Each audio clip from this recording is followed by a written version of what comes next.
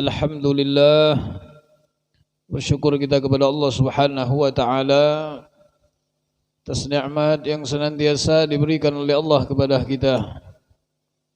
Bil khusus hendaklah kita senantiasa bersyukur kepada Allah atas nikmat sehat wal afiyah, nikmat hidayah wa taufik serta nikmat Islam wal iman, sehingga Allah senantiasa memberikan kita kemudahan.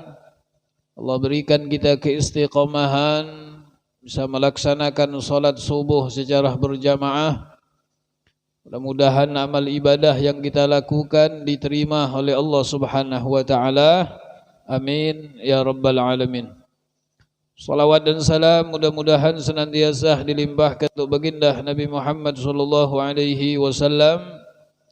Mudah-mudahan berkat salawat kepada Nabi Muhammad, InsyaAllah kita akan mendapatkan syafaat pertolongan dari Nabi Muhammad SAW. Amin ya rabbal alamin.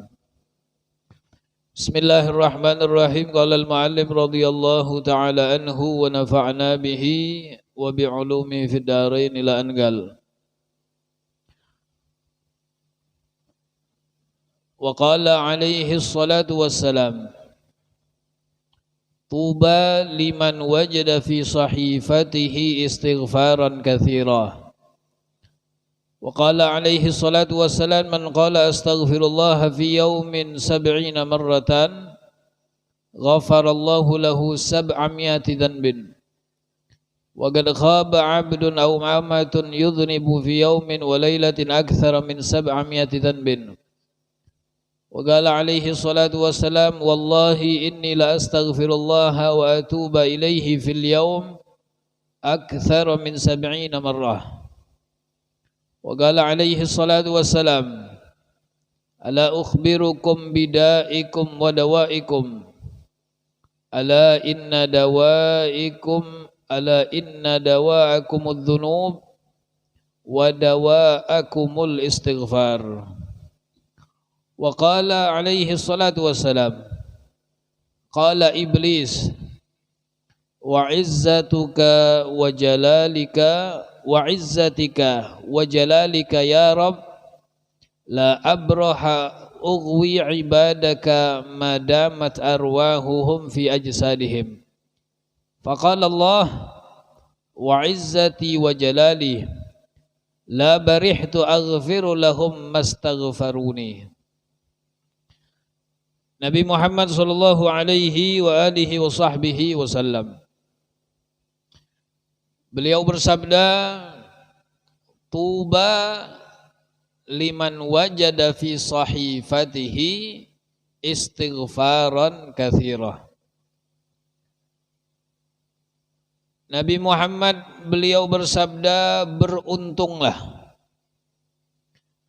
orang-orang yang ketika mendapatkan kitab catatan amalnya dan dia dapatkan di dalam buku catatan tersebut istighfaran katsira, banyak minta ampun kepada Allah. Di dalam Al-Quran Allah memberitahukan kepada kita bahwasanya kelak nanti pada hari kiamat semua kita ini akan diberikan oleh Allah buku catatan. Mulai dari kita masuk umur aqil baligh sudah dicatat. Ketika melakukan amal kebaikan maka pahalanya buat dia sendiri. Dan ketika melakukan suatu keburukan maka dosanya pun untuk dirinya sendiri. Wa amma man utiya kitabahu biyaminih, dan barang siapa yang diberikan kitab amalnya dengan tangan kanannya, fasaufa yuhasabu hisaban yasirah, maka ia akan dihisab oleh Allah dengan hisab yang gampang. Wa yanqalibu ila ahlihi masrura, dan ia akan kembali kepada keluarganya dalam keadaan gembira. Wa amma man utiya kitabahu wara'a dhahri, dan adapun orang yang diberikan kitabnya dari belakang punggungnya, fasawfa yad'u thubura wa yasla sa'ira. Adapun orang yang ketika nanti Allah berikan buku catatan amalnya dan ia menerimanya dari belakang punggungnya, maka berarti itu ciri-ciri orang yang akan dimasukkan oleh Allah ke dalam neraka. Jadi dua golongan ini telah disebutkan oleh Allah. Ada golongan yang nanti ia akan menerima buku catatannya dengan tangan kanan. Golongan yang kedua menerima dengan tangan kiri dan dari belakang punggung. Ketika diberikan kitab amalnya, umpamanya nerima tangan kanan, maka tangannya akan ngambil. Ketika diberikan kitab dari belakangnya, maka dia ngambilnya seperti ini. Itu ciri-ciri orang yang akan dimasukkan oleh Allah ke dalam neraka. Apapun yang dilakukan oleh hamba-hamba Allah Subhanahu wa taala, mulai dari masuk umur aqil baligh sampai meninggal dunia, maka seluruh amalnya, amal baiknya, amal buruknya akan tercatat di buku tersebut. Tidak ada yang terlewat. Bahkan ucapan yang keluar dari lisan kita pun dicatat oleh malaikat Allah. Diperhatikan. Ma yalfidhu min qaulin illa ladaihi raqibun atid. Apa yang keluar dari mulut kita ini, ya, kecuali akan dicatat oleh malaikat raqib dan atid. Apapun yang kita lakukan dari kebaikan, sekecil apapun, ya, sekecil apapun kebaikan yang kita lakukan, kelak di yaumil qiyamah akan diperlihatkan oleh Allah. Faman ya'mal mithqala dzarratin khairan yarah. Siapa yang melakukan suatu amalan walaupun sebesar biji apa ini? Dzarrah, biji atom, atau biji sawi. Ya. Kata ulama disebutkan kecilnya itu seperti wijen, tahu wijen? Yang biasa nempel di roti itu. Ya. Khairan yarah, kebaikan apapun yang dilakukan walaupun sebesar biji sawi, maka akan diperlihatkan oleh Allah. Wa may ya'mal mithqala dzarratin syarran yarah. Begitupun sebaliknya, orang yang melakukan suatu keburukan walaupun sekecil biji sawi, maka akan diperlihatkan oleh Allah. Tidak ada yang terlewat. Sehingga Nabi Muhammad SAW mengajarkan kepada kita, jangan sekali-kali kita meremehkan suatu kebaikan sekecil apapun. Selagi kita tahu dan kita yakin itu adalah kebaikan, walaupun di mata kita itu nilainya kecil, tapi bisa jadi di situ terdapat keridhaan Allah. Dan jangan sekali-kali meremehkan suatu keburukan sekecil apapun. Karena bisa jadi di dalam keburukan tersebut terdapat murka Allah. Mungkin kita anggap ini berjalan naik kendaraan, ya, ngelihat ada batu di tengah jalan atau kayu di tengah jalan, lewat kita naik kendaraan, Kita ambil batu tadi kita singkirkan. Mungkin di pandangan kita ini amal sepele. Bisa jadi dengan menyingkirkan batu yang ada di tengah jalan atau apapun yang mengganggu di tengah jalan, kita singkirkan, bisa jadi itu amalan yang membuat engkau dimasukkan oleh Allah dalam surga.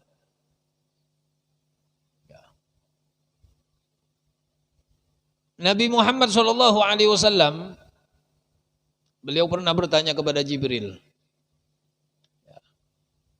Ketika Nabi Muhammad di Isra Mi'rajkan oleh Allah, diperlihatkan tentang nikmat yang ada dalam surga.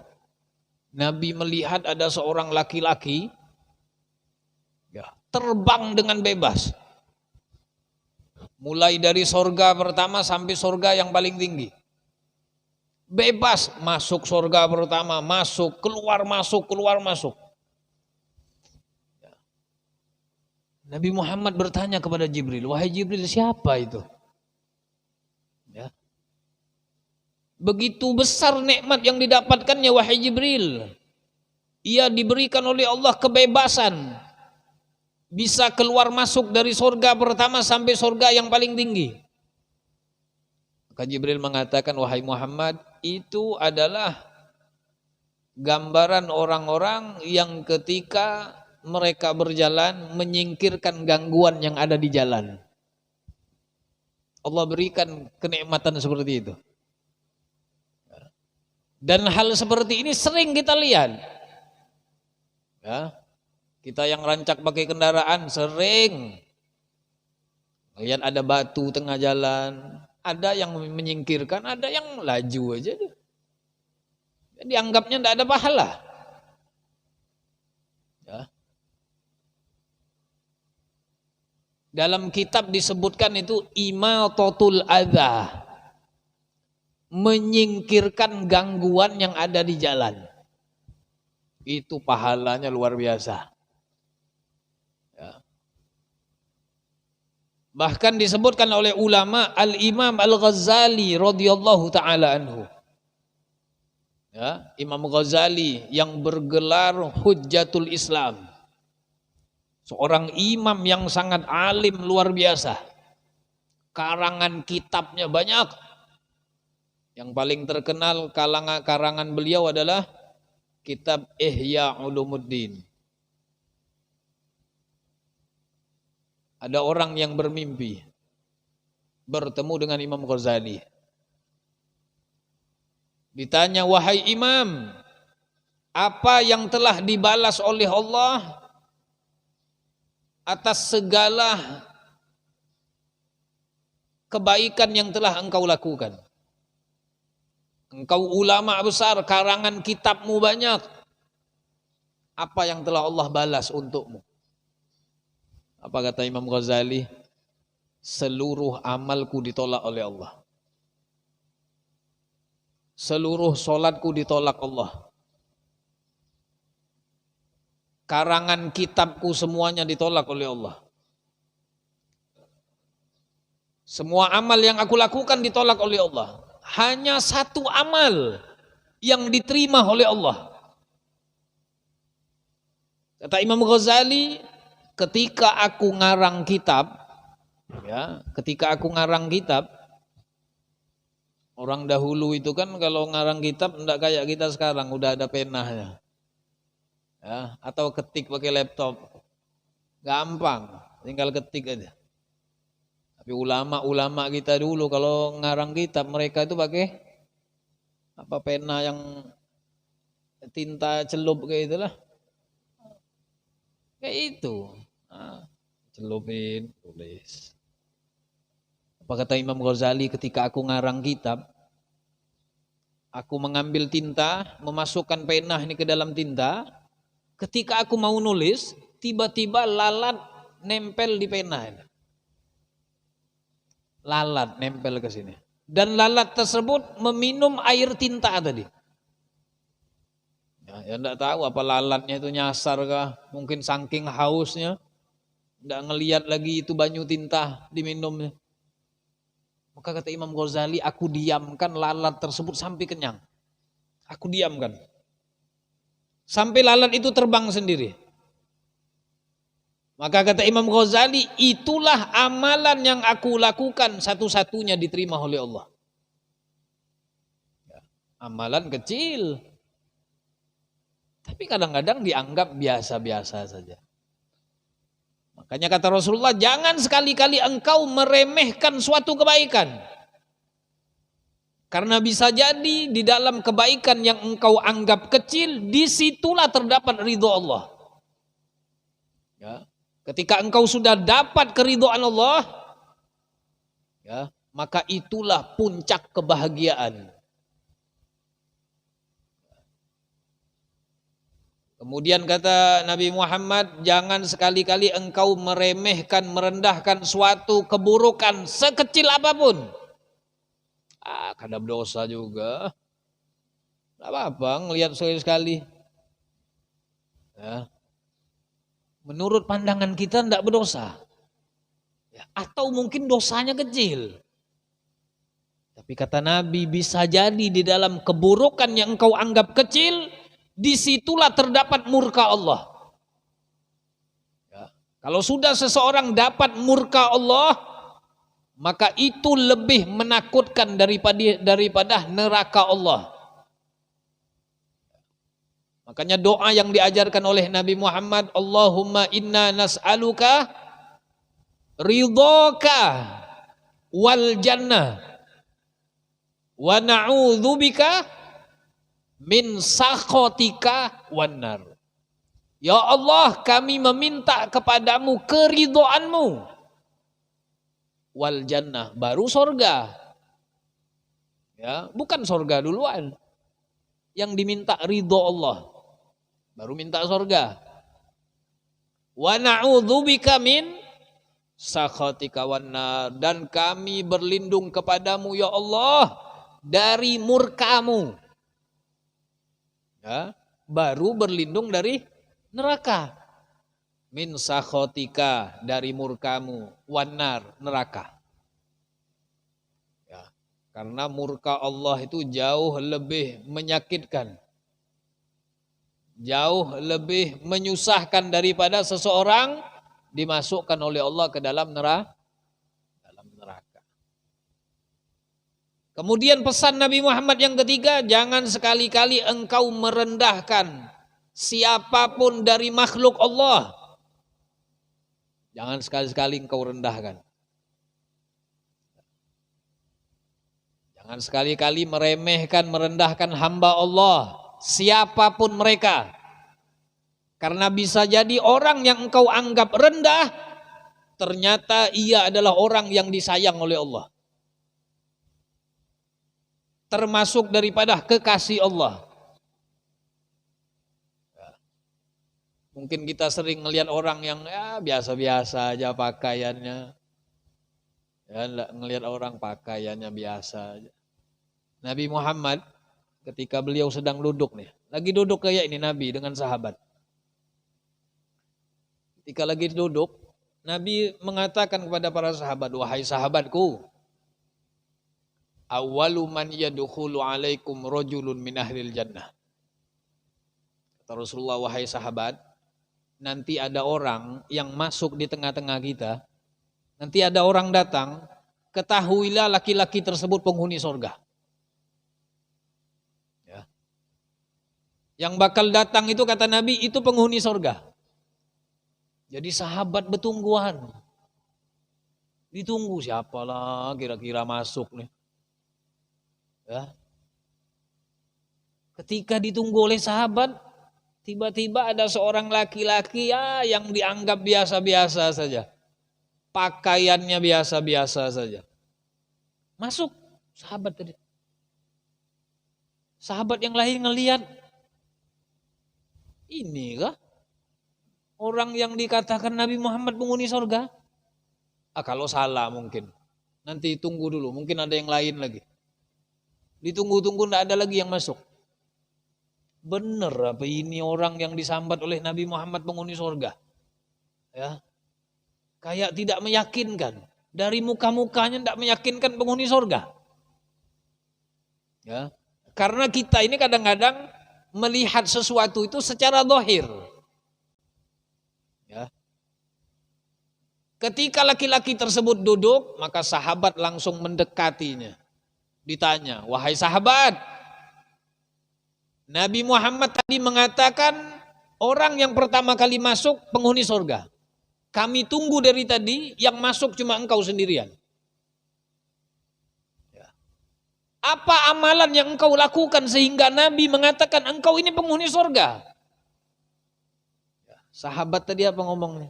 Dijawabnya. Sahabat itu langsung nunduk. Dan mengatakan, inna amali la dhaif. Amalku ini sedikit. Langsung ngerendah. Ya. Coba kalau kita dipadahin orang. Dipadahin peguruan gak? Piannya ahli surga. Bujur. Anak ulunnya ahli surga. Langsung nyambati sendiri. Tapi sahabat Nabi Muhammad beliau katakan, inna amali la dhaif. Amalku ini sedikit. Padahal amalnya luar biasa. Ya. Tapi yang sering aku jaga, kata sahabat ini, salamatus sadr. Ya, kebersihan hati. Kebersihan hati ini penting, Mbak.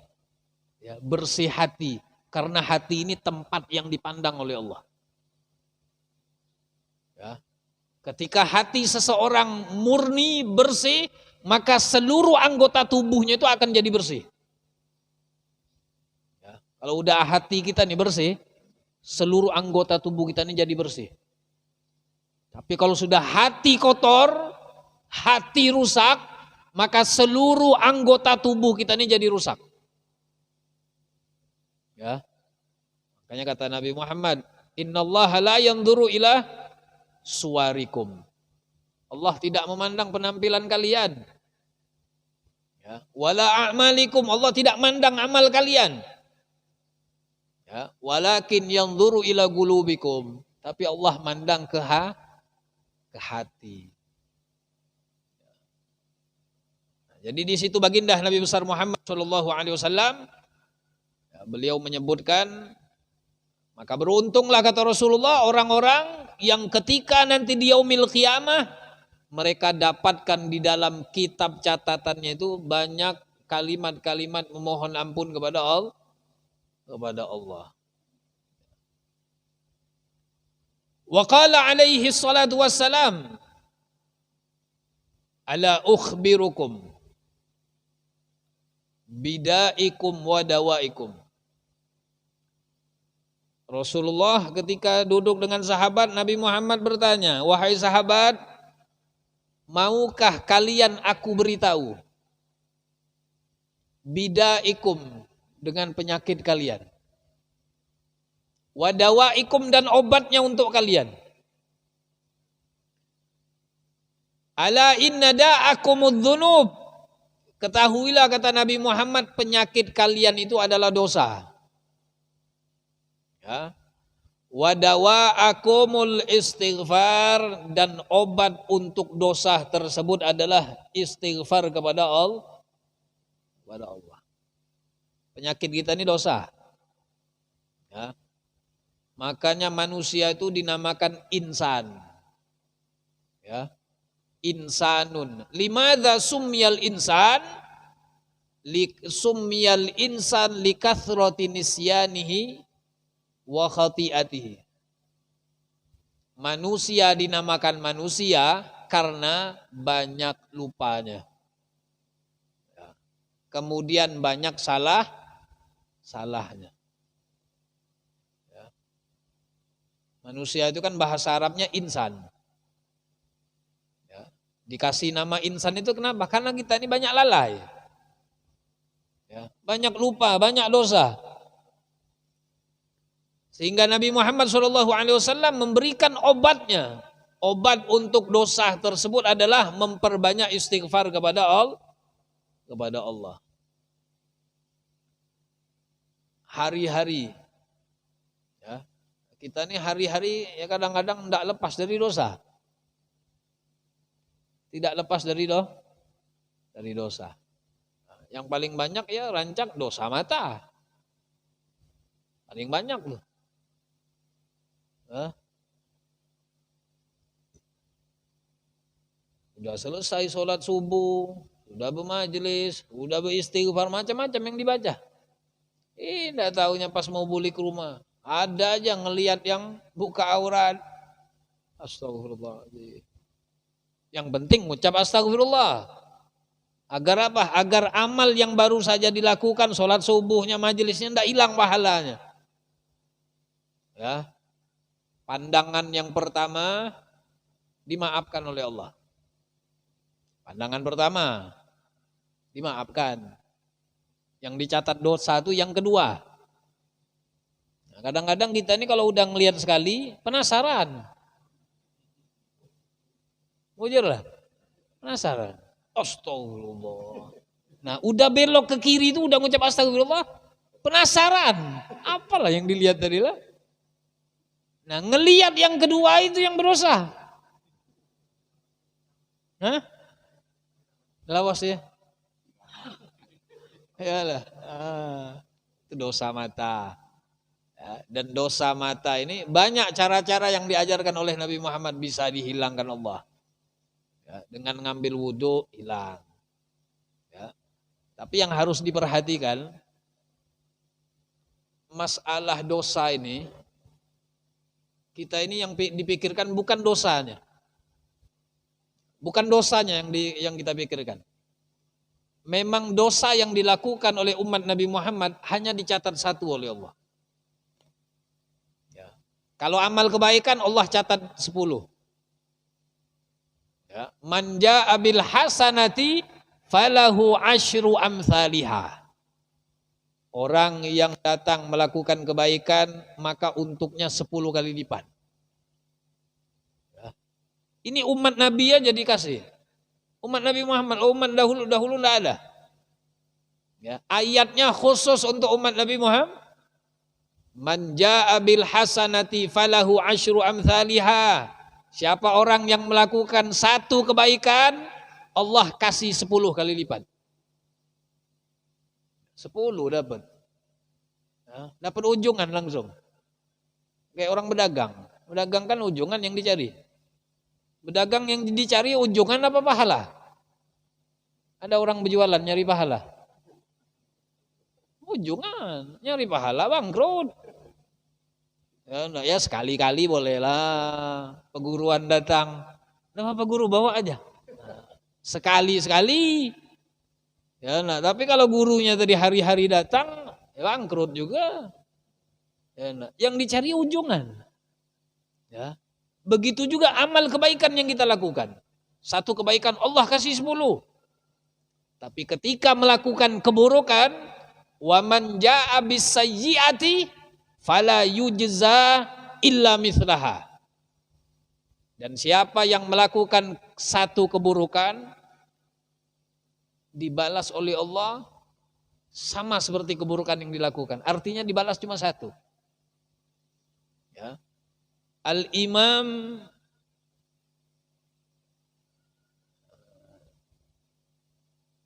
Syekh Nasr bin Muhammad bin Ibrahim As-Samargandi, pengarang kitab Tanbihul Ghafilin.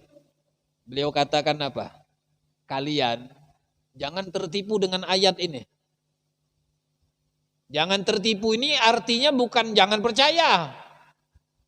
Ya. Jangan melihat konteks ayat ini Allah firmankan siapa orang yang melakukan kebaikan maka Allah kasih 10 kali lipat. Siapa yang melakukan keburukan dibalas cuma satu. Jangan tertipu. Ya, habis melakukan keburukan langsung melakukan kebaikan. Ya. Maka kata Imam Samargandi, kalian jangan tertipu. Ya. Jangan dipandang balasannya. Oh berarti kalau keburukan ini satu aja, nyaman aja berarti. Ya, jangan tertipu.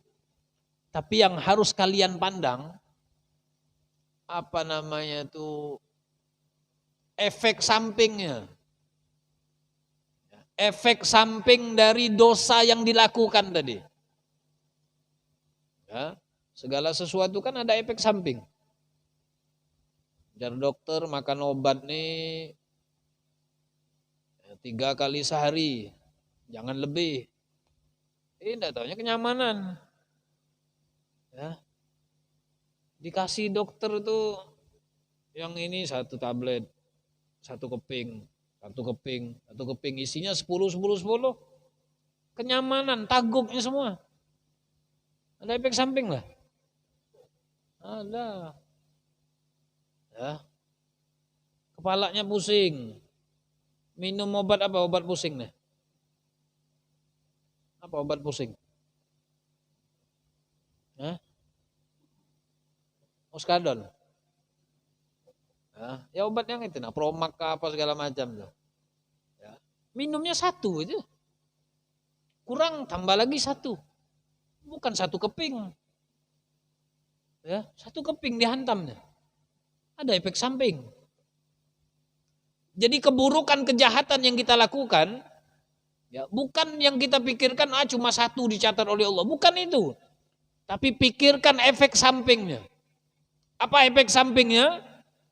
Disebutkan oleh Al-Imam Abu Lais As-Samarqandi, ya, annas sayyi'ata wahidatan walakin laha uyub. 1 keburukan yang dilakukan itu mendatangkan aib. Aib itu keburukan yang sangat banyak. Ya. Yang pertama, annal abda idza amila sayyi'atan faqad askhata khaliqahu ala nafsi. Seorang hamba ketika melakukan suatu keburukan, ya, maka sungguh ia telah membuat Allah murka kepadanya. Ketika melakukan keburukan, Allah murka. Jadi yang harus diingat itu. Ya Allah, aku nih kalau melakukan keburukan, ya Allah, Allah murka. Ya. Wa huwa qadir alaihi fi kulli waqtin. Dan Allah itu maha mampu atas setiap sesuatu. Bisa saja ketika seseorang melakukan keburukan, melakukan maksiat, bisa saja nyawanya langsung diambil Allah. Dan Allah maha mampu. Tapi kenapa? Biar aja. Ya. Didiamkan oleh Allah. Tetap dikasih umur panjang. Tetap dikasih kesehatan. Apa tujuannya? Karena Allah ingin engkau menjadi hamba yang lebih baik. Biar engkau berubah. Ya. Jadi orang itu ada dapat nikmat, ada dapat istidraj. Ya. Nikmat itu artinya dia dapat sesuatu makin taat sama Allah. Diberikan kesehatan, kesehatan tersebut digunakannya untuk beribadah kepada Allah. Itu berarti nikmat. Sehat itu artinya nikmat dari Allah. Tapi ketika kesehatan tersebut digunakan untuk melakukan sesuatu yang dimurkai Allah, berarti itu bukan nikmat. Istidraj. Ya. Atau seseorang diberikan harta, diberikan kekayaan, tapi makin jauh sama Allah. Ya, duitnya makin banyak, rumahnya makin bertambah, kendaraannya makin banyak, tapi tidak pernah sholat. Tidak ada kepikiran sholat, tidak ada kepikiran melakukan kebaikan. Maka harta yang dimilikinya itu, ya, semuanya itu istidraj dari Allah. Apa arti istidraj? Istidraj itu artinya apa namanya itu? Diulur, tahu diulur? Tahu lah diulur? Hah? Ya dilanjurin. Kayak orang main layang-layang tuh kan. Kadang-kadang kan layang-layang tuh ditarik. Kadang-kadang di ini. Memang sengaja. Dikasih terus. Kasih sehat. Apa yang dia minta dikabul ya Allah. Bahkan dia nak minta aja dikasih. Ya. Lihat orang-orang yang di luar Islam. Ya. Orang-orang kafir. Dia tidak sholat. Kada berdoa. Tapi rezekinya lancar. Tokonya rame aja. Ya. Duitnya makin banyak. Kita ini yang hari-hari subuh, zuhur, asar, maghrib, isya tidak pernah tinggal. Berjamaah lagi. Doa tidak pernah tinggal. Banyak yang diminta. tapi tidak kaya-kaya juga. Ya. Kita lihat orang-orang yang di luar Islam yang diberikan kekayaan oleh Allah itu bukan nikmat. Istidraj dari Allah. Sengaja Allah kasih untuk apa? Agar mereka ini makin jauh dari Allah. Makin lalai kepada Allah. Dan biar Allah nanti di akhirat makin enak untuk mengadab orang itu. Ya. Jadi kita bisa ngoreksi diri kita. Oh, kalau ulun nih berduit, harta banyak, tapi untuk ibadah ulun ini susah. Sholat sering tinggal. Jangan-jangan itu istidraj dari Allah. Ya, mungkin Allah sudah benci kepada engkau. Ya, harus ditanya. Tapi ketika Allah beri nikmat kepada kita, kita makin dekat kepada Allah, itulah hakikatnya nikmat dari Allah. Kemudian yang kedua, dampak dari dosa yang dilakukan, annahu fariha man huwa abghadu ilaih wa huwa iblis aduwallahi wa aduwahu.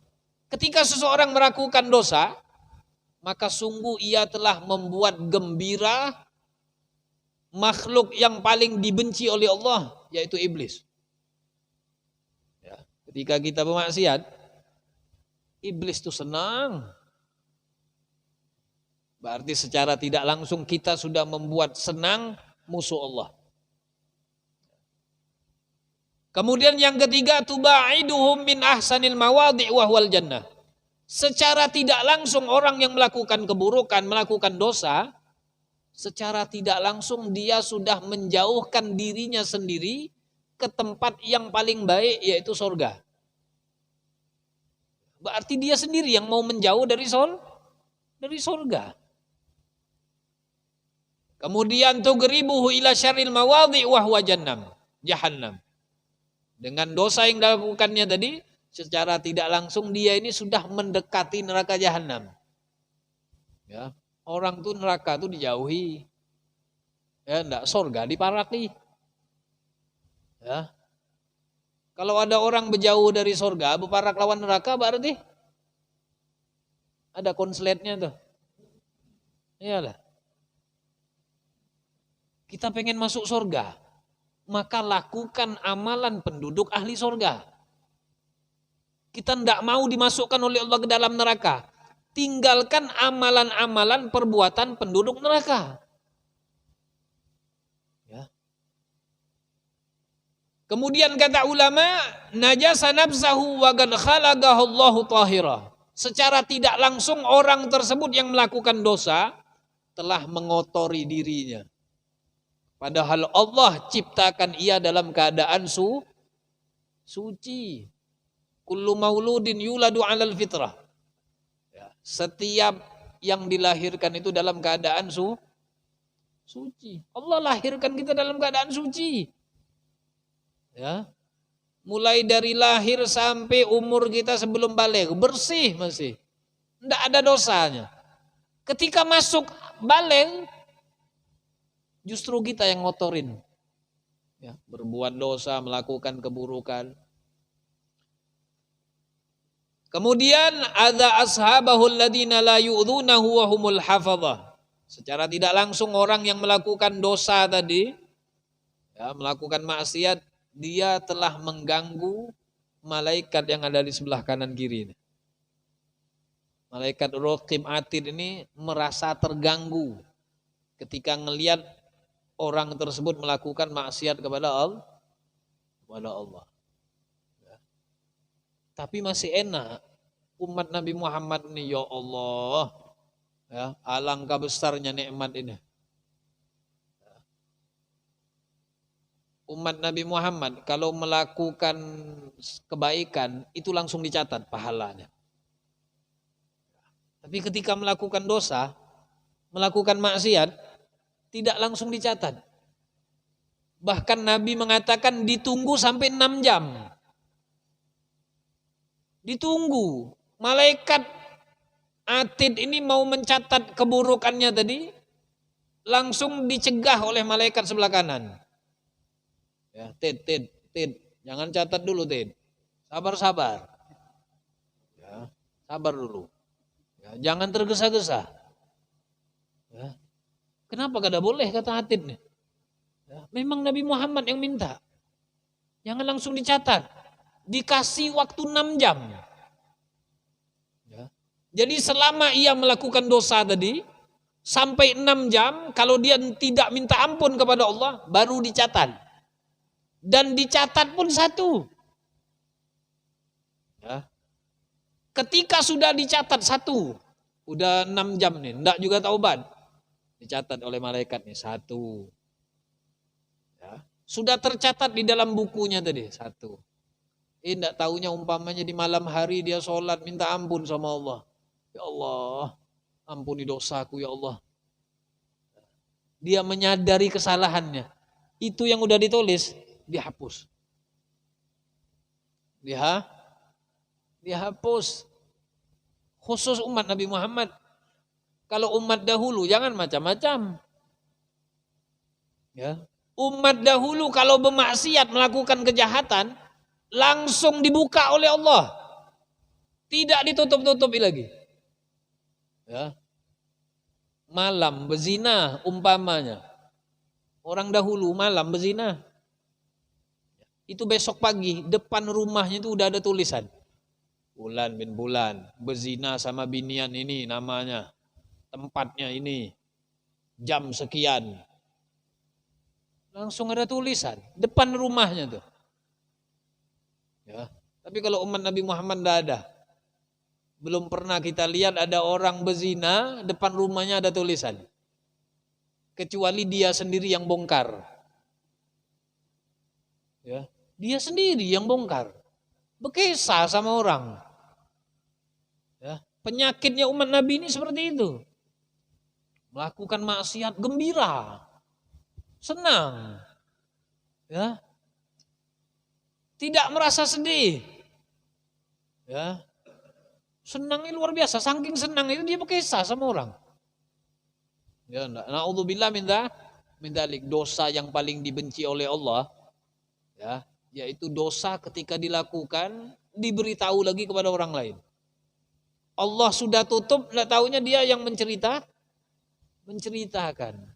Ya, kalau Allah mau buka keburukan kita ini sebentar. Ya, sebentar aja udah kebuka semua. Tapi keburukan kita semua ditutup oleh Allah Subhanahu wa taala. Kemudian yang terakhir kata Al-Imam Abu Lis As-Samargandi, ya, akibat dosa yang dilakukan, maksiat yang dilakukan itu telah membuat Nabi Muhammad sedih. Ya. Ini yang paling kita takutkan. Ketika kita melakukan dosa, Nabi Muhammad itu tahu. Ya. Padahal nanti kita ini di akhirat mati-matian minta syafaat Nabi Muhammad. Ya, semua kita nih. Ya, bahkan umat-umat terdahulu mereka akan berbondong-bondong datang ke hadapan Nabi Muhammad. Meminta syafaat. Kira-kira mau mau diandak kemana muka kita nih. Minta syafaat sama Nabi, tapi dosa banyak. Ya. Bahkan disebutkan yaqulul malaikah. Para malaikat Allah Subhanahu wa taala, mereka itu ketika melihat manusia-manusia ini melakukan maksiat, melakukan dosa, sebenarnya mereka itu mau nurunin azab. Ya. Sebenarnya azab itu mau diturunkan. Tapi lantaran masih banyak orang-orang yang khusyuk di tengah malam. Banyak orang-orang yang ketika sholat khusyuk. Laula rijalun khusya'un. Kalau bukan karena orang-orang yang sholat dalam keadaan khusyuk. Wasibyanun rudda'un. Dan kalau bukan karena anak-anak yang masih nyusu. Wabahaimun rutta'un. Dan kalau bukan karena binatang-binatang. Ya. Wasyuyukhin ruka'un. Dan orang tua yang masih ruku. Ya, banyak orang tua yang masih ruku. La sabba alaikumul adzaba sabba. sungguh ini kita ini sudah ditimpahkan azab oleh Allah. Karena masih banyak orang tua ya yang masih ruku, yang masih sujud, doa Allahumma ya dafi al-bala. Ya. Orang banyak bermaksiat. Tidak tahunya ada orang tua tengah malam, dia berdoa bukan untuk dirinya sendiri. Allahumma ghfir li ummati sayyidina Muhammad, Allahumma arham ummata sayyidina Muhammad. Ya. Karena doa yang seperti ini, ya, azab itu masih ditahan oleh Allah. Ya. Kalau tidak ada yang mendoakan umat Nabi, habis kita nih. Ya, enggak. Ya. Lihat begitu banyak musibah yang telah dinampakkan oleh Allah. Kenapa musibah itu bisa datang?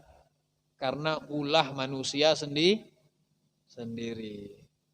Nah, itu yang kita meminta kepada Allah Subhanahu wa taala, ya, dengan harapan mudah-mudahan dengan istighfar yang sering kita baca, dosa kita diampuni oleh Allah Subhanahu wa taala. Dan kita berharap kepada Allah, mudah-mudahan Allah senantiasa berikan kita hidayah dan taufik. Allah berikan kita keistiqomahan. Mudah-mudahan umur kita diberkahi oleh Allah, keluarga kita diberkahi oleh Allah Subhanahu wa taala. Dan mudah-mudahan Allah selamatkan kita dunia akhirat. Amin ya rabbal alamin. Billahi taufiq wal hidayah. Wassalamualaikum warahmatullahi taala wabarakatuh.